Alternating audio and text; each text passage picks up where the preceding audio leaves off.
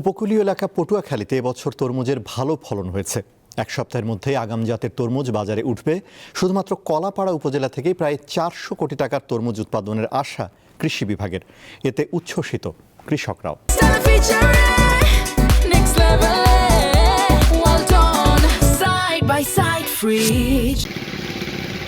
পটুয়াখালীর কলাপাড়া উপজেলার ধানখালী ইউনিয়নের পাঁচজুনিয়া গ্রামের কৃষক খোকন গাজী। তিনি 30 একর জমিতে আগাম জাতের তরমুজ চাষ করেছেন।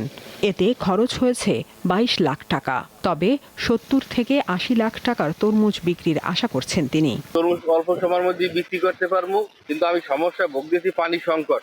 সরকার যদি এই পানিটা ব্যবস্থা করে খাল খনন করে আমাকে ভালো হইছে। শুধু খোকন গাজী নয়, উপজেলার প্রায় 5000 কৃষক প্রায় 200 হেক্টর জমিতে আগাম জাতের তরমুজ চাষ করেছেন। ফলন ভালো হওয়ায় উচ্ছ্বসিত উপকূলের কৃষকরা।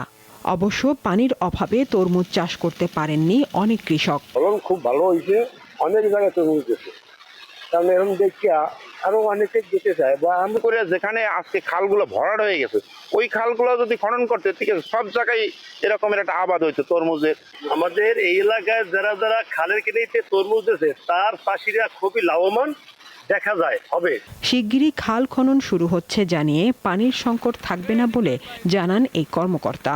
বিএডিসি ইতিমধ্যেই বরিশাল জেলা এবং পটুয়াখালী জেলার জন্য দুটি পৃথক প্রকল্প নিয়েছে, প্রত্যেকটি 150 কোটি টাকা করে। বরিশালেরটি ইতিমধ্যেই পাশ হয়েছে, কিন্তু দুর্ভাগ্যজনকভাবে পটুয়াখালী জেলারটি এখনই পাশ হয়নি। তো এটি পাশ হলে আমার এই কলাপাড়া সহ পটুয়াখালী অনেক জেলার এই ভরাট হয়ে যাওয়া খালগুলো পুনর্খনন হবে। পুষ্টিগুণের দিক থেকে তরমুজের প্রায় 92% পানি। ফলে এই গরমে ডিহাইড্রেশন দূর করার পাশাপাশি ভিটামিন এ, সি ও বি পাওয়া যায় এই ফলটি থেকে। সাদিয়া চৌধুরী, দীপ্ত বার্তা কক্ষ।